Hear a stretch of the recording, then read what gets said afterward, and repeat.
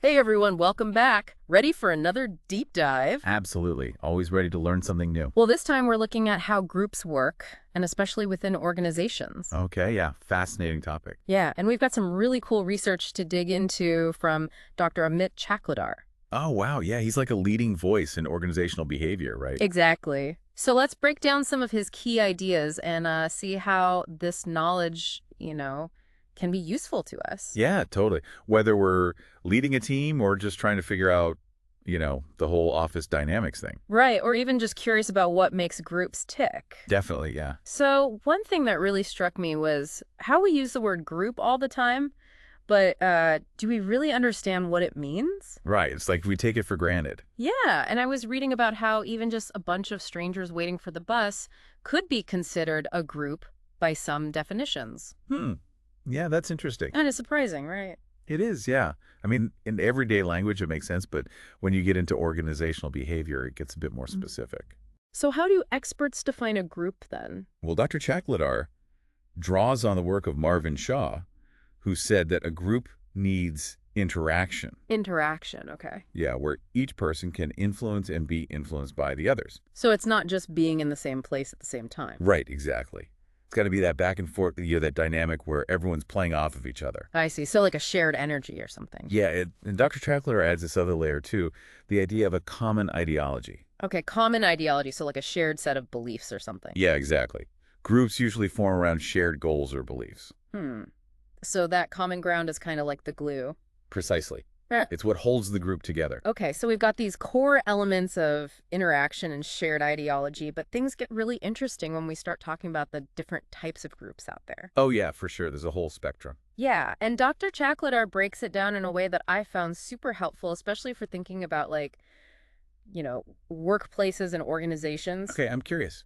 Tell me more. So he starts with this really fundamental distinction between formal and informal groups. Okay, formal versus informal. Interesting. Yeah, so formal groups are those, structured, officially recognized units within an organization, like a department or a project team. Right, you can see those on an org chart pretty easily. Exactly. But then you have these informal groups that emerge more organically. Okay, so those are the ones that aren't necessarily official. Right, they form around shared interests or social connections. Hmm.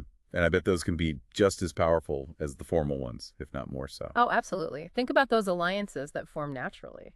Yeah, they can have a huge impact on things like communication and decision making. Totally. Sometimes the real power dynamics are totally different from what's on paper. Right. And then there's this whole other category of reference groups. Reference groups. Okay, I don't think I've heard of those before. So these are groups that we use as benchmarks for our own behavior, even if we're not actually members of them. So like role models or something. Kind of, yeah.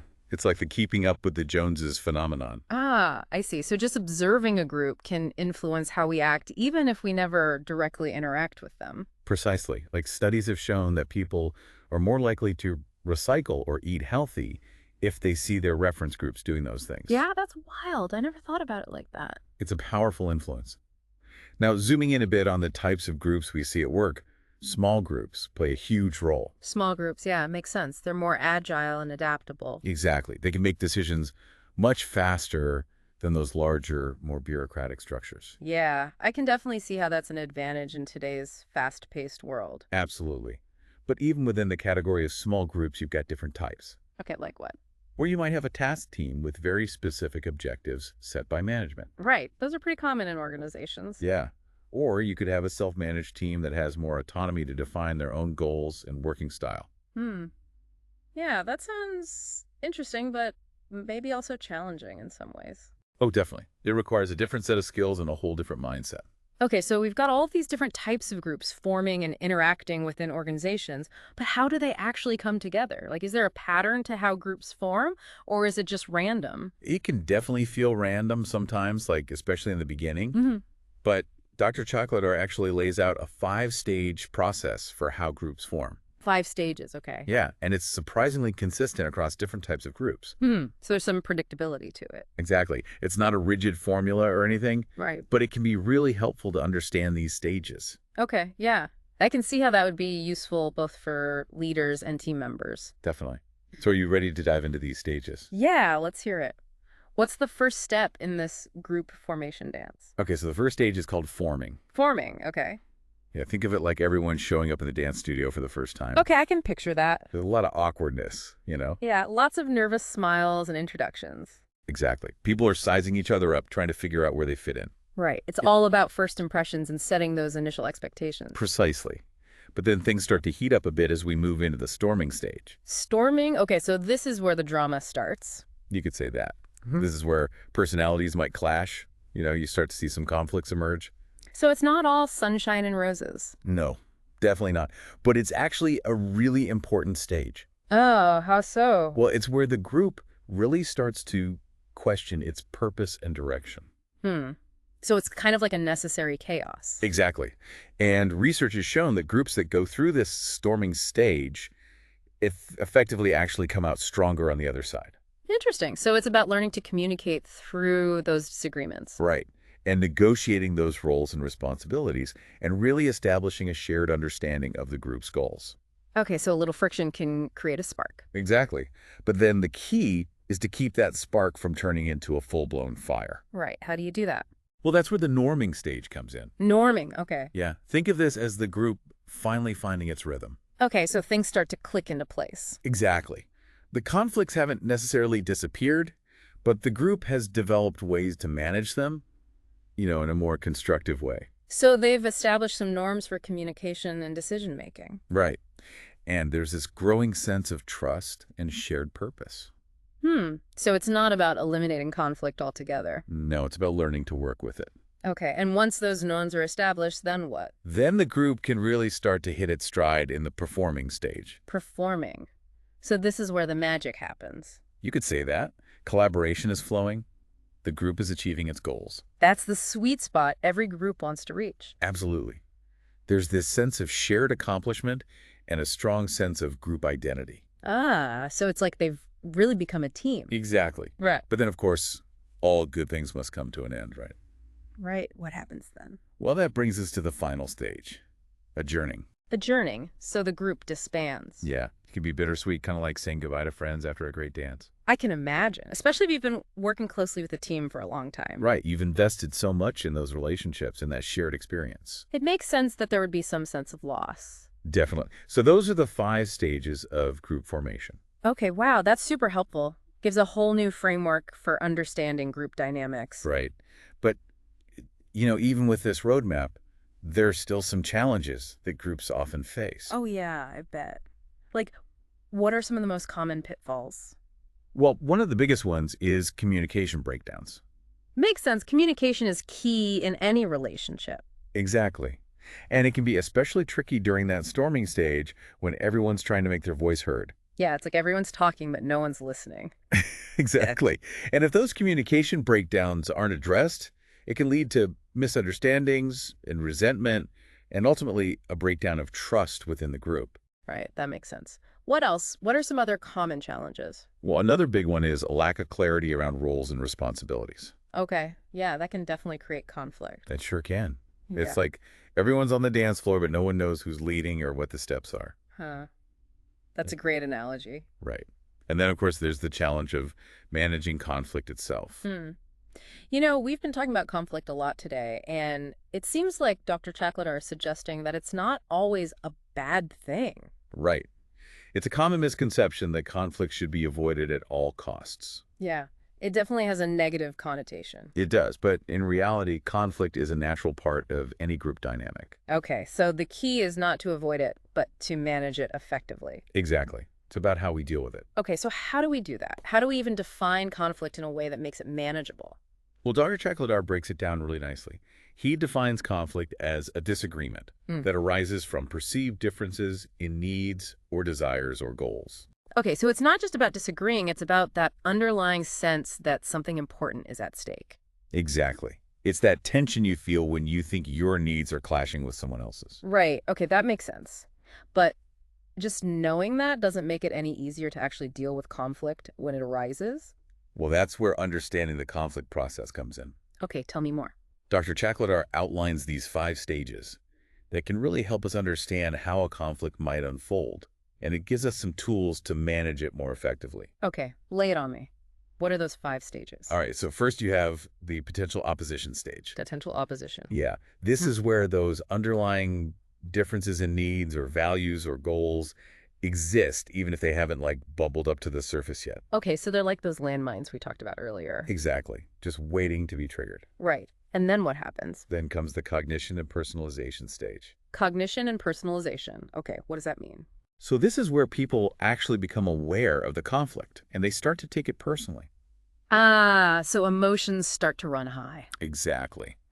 And what might have started as a minor disagreement can quickly escalate into something much more serious. I can see how that happens. It's easy to get caught up in the emotions of it all. Right. Okay, so what's next?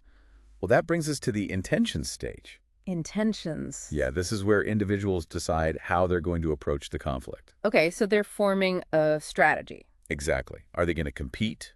Are they going to collaborate? Are they going to avoid the conflict altogether? Wow, so many options. Right. Or they might try to accommodate or compromise. Okay, so let's break these down a bit. What does it look like to compete in a conflict situation? Well, competing is essentially a win-lose approach. Okay, so you're in it to win it. Yeah. You're assertive, you're focused on your own goals, and you're determined to come out on top, even if it means the other person loses. I can see how that could be effective in some situations. It can, like when quick decisions are needed, but it can also be really damaging to relationships if it's used too often. Right, makes sense. What about collaborating? Is that always the best approach? Collaborating is often seen as the ideal, but honestly, it's not always feasible or appropriate. Oh, really? Why not? Well, it requires a very high level of trust, open communication, and a willingness to be flexible on everyone's part. Yeah, that makes sense. And it takes time, right? Exactly. And sometimes you just don't have that time. Or the nature of the conflict itself might not lend itself to collaboration. Right. So what are the other options? Well, there's avoiding, where you basically just try to ignore the conflict or withdraw from the situation entirely. Ah, the classic head in the sand approach. Right. It might seem like the easiest path in the short term, but it rarely actually solves the problem. And it can make things worse in the long run. Exactly. And then there's accommodating, which is essentially the opposite of competing. Okay, so you're putting the other person's needs ahead of your own. Exactly. It's all about keeping the peace, even if it means sacrificing some of your own goals or well-being. Right. Is there ever a time when that's the right approach? There can be. Like if the issue is relatively minor and, maintaining that harmony is more important than getting your way. Okay, yeah. Or sometimes if you're dealing with someone in a position of authority and you know you're not going to win the argument. I see. So it's about being strategic and choosing your battles wisely. Exactly. Now, what about compromising? Where does that fit in? Yeah, compromise seems like a pretty common approach to conflict. It is. It's that classic middle ground. You give a little, they give a little, and you hopefully end up with a solution that everyone can live with. Even if it's not perfect. Right. It's often seen as the most pragmatic way to resolve a conflict, especially when time is of the essence or the stakes aren't that high. Right, okay. So we've got 5 very different approaches, and they all have their pros and cons. But how do you know which one is the right one for you? That's the million-dollar question. There's no easy answer. It really depends on the situation, your personality, the other people involved. Right, so much to consider. There is. It's about being self-aware, understanding the context, and choosing the approach that's most likely to lead to a positive outcome for everyone. This has been so helpful, but I have a feeling we're only scratching the surface here. There's so much more to explore when it comes to conflict management and how these concepts play out in the ever-changing world of organizations. We've been talking about these dynamics within groups and how conflict plays such a big role, but there's this other force in organizations that can really shake things up, change. Oh yeah, change is constant, especially these days. Feels like things are moving faster than ever. Exactly. Yeah. And Dr. Chakladur's work really dives into this whole idea of how to navigate change effectively. It's so important both for individuals and for groups as a whole. Right. So before we get into the how-to, I think it's worth clarifying what exactly we mean by organizational change. It seems like a pretty broad term. It is, yeah. Dr. Chaklar defines it as any modification to the structure or processes or the work environment of an organization. Okay. So it can take a lot of different forms. Exactly. And he emphasizes that understanding the different types of change is key for managing them well. Okay, so let's unpack that a bit. What are some of the main categories we should be aware of? Well, one major category is organization-wide change. Okay, organization-wide. So those are the big ones. Yeah. Think mergers, acquisitions, major restructurings. These are the changes that impact everyone in the company. Those are the ones that make headlines. Big shakeups that can leave people feeling really uncertain. Exactly. And then you have transformational change, which is more about shifting the organization's overall strategy or culture or direction. Okay, so it's not always like a sudden earthquake. Right. It's more like a gradual shifting of the tectonic plates. I like that analogy. So what else? What other types of change are there? Well, there's personnel change, which might seem smaller in scale, but can have these huge ripple effects. Okay, personnel change, like new hires or departures or promotions. Exactly. All those shifts in personnel can change team dynamics, communication patterns. It's like that game of Jenga. You pull out one piece and suddenly the whole tower is wobbly. Right. And then we can't forget about unplanned change, Mm-hmm. which is becoming more and more common in today's world. Unplanned change, so the curveballs life throws at you. Yeah. Things like sudden economic downturns, natural disasters. Wow. Yeah. Those are the moments when flexibility and resilience really get put to the test. Absolutely. And then finally, there's remedial change, which is targeted at addressing very specific problems or weaknesses. Okay, remedial change so it's more focused. Exactly. It might involve restructuring a department or revising a process. So it's about identifying those areas that need improvement and taking action. Right. Okay, so we've got a good sense of the types of change, but what about the actual process of change? Dr. Chakladar suggests there's a predictable pattern there too, right? He does. He breaks it down into 6 key steps, kind of like a roadmap for navigating those waves of change we talked about. Okay, I'm liking this roadmap idea. Take me through it. What's the first step? The first and arguably most important step is to clearly define the change. So before you even start the journey, you got to know where you're going. Exactly. What are the specific goals? Why is this change necessary? The clearer you can define the change up front, the smoother the process will be. Makes sense. Okay, so you've got your destination in mind. Then what? Then you have to determine the impacts. The impacts. Okay. Yeah. Who will be affected by this change and how? What are the potential risks? What kind of support will people need? It's about being prepared and recognizing that change doesn't happen in a vacuum. Right. It creates ripple effects. Okay. And once you've thought through those impacts, Then it's time to develop a strategy. the strategy, so the game plan. Exactly. How will this change be communicated? What's the timeline? Who's responsible for what? Having a clear plan helps to keep things on track. Right, so it's like having that battle plan. Exactly. And a key part of that plan is providing training. Ah, yes, training. Because change often requires new skills or new ways of working. Right. You got to give people the tools they need to make that transition successful. It's not enough to just tell them what's changing. Exactly. And then another step that's often overlooked but is so important is implementing a support structure. Support structure, okay. Yeah. Change can be stressful and emotional. People might need coaching, mentoring. Or just someone to talk to. Exactly. It's about recognizing the human side of change. Right, that makes a lot of sense. Okay, so what's the final step in this roadmap? The final step is to measure the process. Measure the process, okay. Yeah. How are things going? Are you on track? What's working well? What needs to be adjusted? So you're making sure the change is actually having the intended impact. Precisely. It's about closing that loop and making sure you're learning from the experience. This roadmap is really helpful, but I'm curious, what are some things that can derail the change process? Like, what are those red flags that leaders and team members should be watching out for? One of the biggest pitfalls is poor communication. Makes sense if people don't understand the why or the how of the change, they're much more likely to resist it. Exactly. It's like trying to dance without knowing the steps. Right. You're going to step on some toes. Exactly. And another common mistake is underestimating the emotional impact of change. Yeah, that makes sense. Change can bring up a lot of anxiety or fear. Right.